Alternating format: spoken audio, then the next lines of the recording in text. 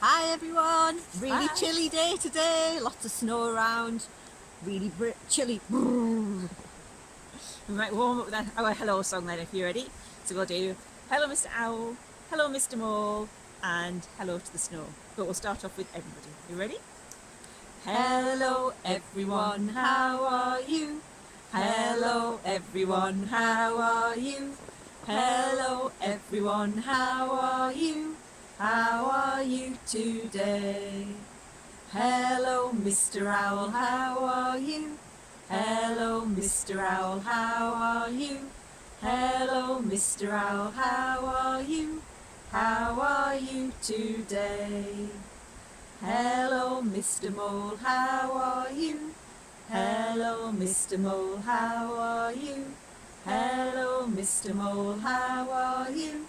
How How are are you you today? today?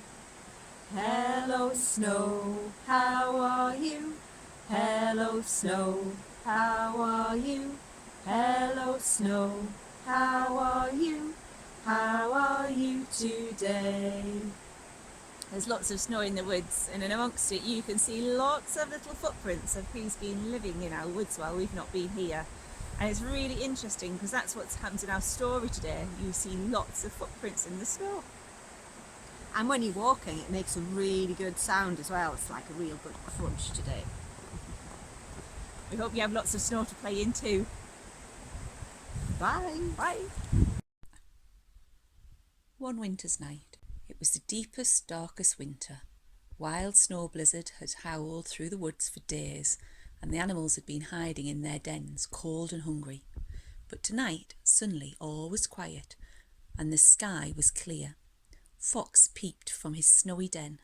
Out of the darkness appeared a lone figure, a badger, gleaming silver in the moonlight. "Hello," Badger called gently. "Please, I'm so hungry. Do you have any food to share?" Fox frowned. He hardly had enough food for himself.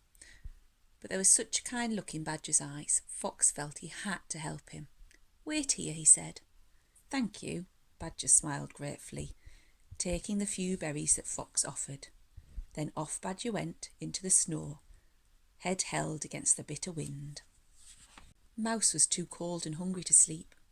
As she tossed and turned in her bed, suddenly she heard footsteps outside. "Oh my," she gasped, "who's out at this time of night?" "Hello," the silvery figure called softly. "Please, I'm very hungry. Do you have any spare food?" "Nothing at all," Mouse grumbled. "There's no food anywhere." "I understand," Badger nodded, and he turned to go.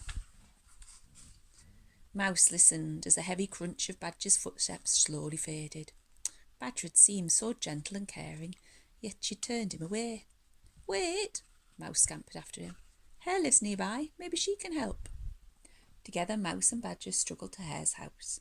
The wind whipped, the snowflakes swirled, but somehow, even in the shadowy dark, Mouse felt safe behind Badger, his warm eyes twinkling as bright as stars. Hare was rather cross to be woken up, and she didn't really want to share with the small handful of berries that she'd saved with anyone. "I know it's late, Hare, but I told Badger you might be able to help," Mouse whispered. "He's freezing cold and starving, and so am I." "I suppose you two had better come in then," said Hare. Mouse, Hare and Badger nibbled on Hare's last few berries. Hare thought back to when the times were much kinder. Then she and Mouse had spent days happily together, sharing everything. Hare missed those times. All too soon, Badger thanked them and left. Without him, the burrow felt cold and the night darker. "Poor Badger was freezing outside," Mouse sighed, peering into the frosty darkness. "I do hope he'll be all right," Hare said anxiously. Just then they spotted a shadowy figure moving towards them. "It's Fox!" cried Mouse. "What are you doing here?" Hare asked him. "I'm searching for Badger," Fox explained. He was so exhausted and hungry. Mouse and Hare nodded. They were worried about Badger too. "I think we should go out and look for him," Mouse said. In the shimmery snow, Badger's footprints were pools of silver. The blizzard blew strong as the three friends followed Badger's silvery tracks deeper and deeper into the woods. "Over there," Fox pointed at last. There was Badger, asleep among the roots of the tree, covered in frosting of snow. "Oh, he's frozen," gasped Mouse. "Poor Badger." "We must help him," cried Fox. Quietly, so as not to wake him, Mouse and Hare gathered some soft mosses and leaves for Badger's bed. Fox dug a snowy shelter to keep him snug. Then together they curled up cosy and warm in their snowy den. The wind howled and the snow fell thickly, but they'd all never slept so well.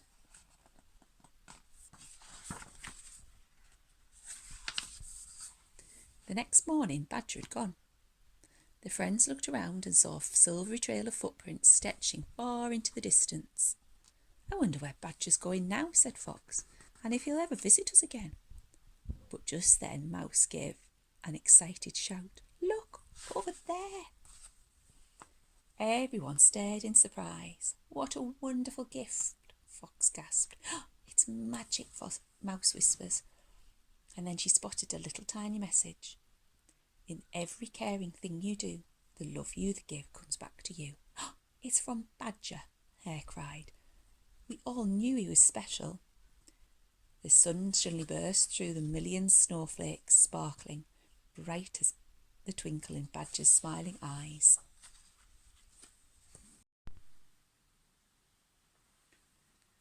Hello! Can you guess who it is? Boo! It's me. So this week we're going to make a badger mask so we can play like Badger in the story and go out and maybe see whose footsteps you can see in the snow if you've still got some.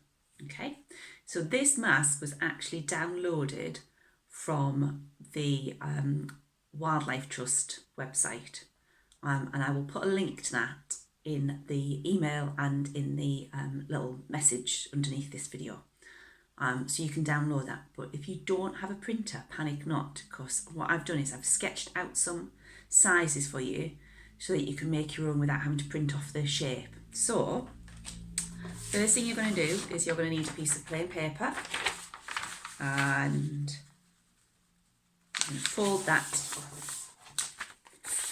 in half like that, okay? And then what we're going to do is we're going to measure 15 centimetres. I'm leaving a bit of a gap at the top, like that, and measuring down to 15 down here. And this is going to create the length of our mask. So it's quite a small mask, perfect for children. And I always find when I'm making masks that the tricky bit is finding where the eye hole should be. So 3.5 centimetres down from the top mark that we've made, I'm going to put another mark in. That's going to help us to find where the ears go on. And then another 6 centimetres down.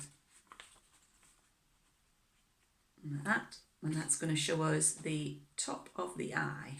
So I don't know how well you can see that, but I'll also put an image up of the measurements I've taken as well, so you can have that to draw from. Okay, so I've got that. Then from this first measurement across, I'm going to measure 4 centimetres. I'm just going to put a little mark. And that's going to tell me where the top of his ear starts.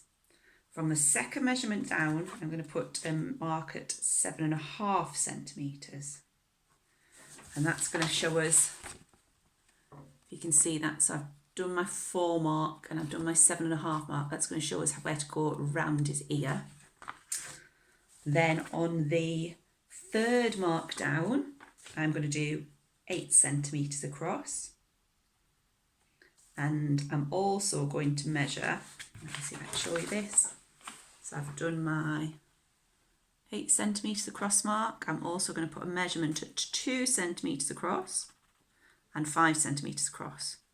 That's going to be the gap where my eye hole goes. And then the depth of the eye hole is 2 centimetres. It will all become clear and will be far easier when I put this measurement up for you to copy. Okay. So I've got lots of dots on my piece of paper now. I don't know how well you can see that, how well it shows up. I'll do it quickly in black marker.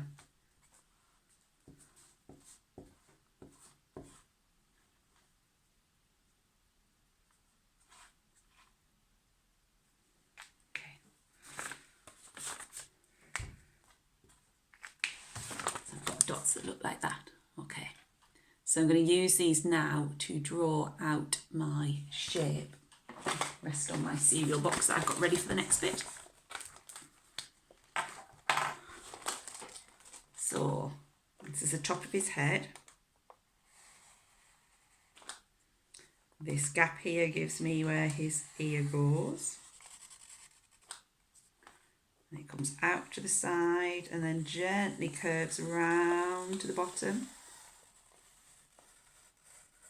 Like that. Okay. Then we've got 2 marks here which tell us where the top of the eye and the bottom of the eye go. So what we're looking for then, within these kind of 4 dots, is a nice oval shape that runs from one side to the other and round. And that's going to create the holes for you to cut out, like that. And then down here he's got a little sort of rounded love heart shaped nose that goes like that. And his markings, it's got a little white edge on his ear, and then it comes all the way down past the side of his eye and stops just short of his nose like that, and down on the other side. You can see he's starting to look like a badger now, like that. And then what I would do is I take my scissors,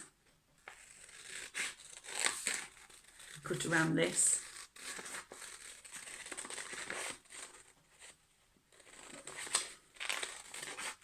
so I've still got it folded together.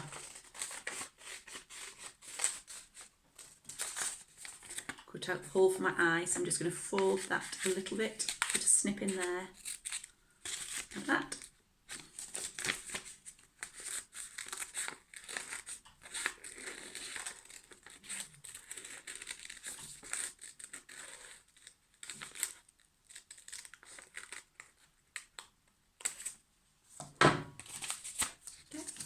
Then I'm just going to check this for size, make sure I can see out of it. Oh yeah, definitely see out of that one. And then what we can do is, if I hold this up so you could put it on a window, you'd be able to trace through the pattern, so you've got a matching pattern. Whoops, a bit tricky to do in the air, a bit easier on a window. Like that. Trace around that bit rounded ear for a little white bit of an earish these. And there we go, we have our full badger mask, like that. And then what I did was I used a marker, and I coloured in these bits, and I gave him a little speckledy brown nose, and then I stuck it on the back of the cereal box and cut it out again. And I just pinched 2 holes, so you could use a hole punch, or if you're very careful, pop it through with a pair of scissors. And then I've recycled a bit of Christmas wrapping to make it nice and secure on my face. There you go. See you later.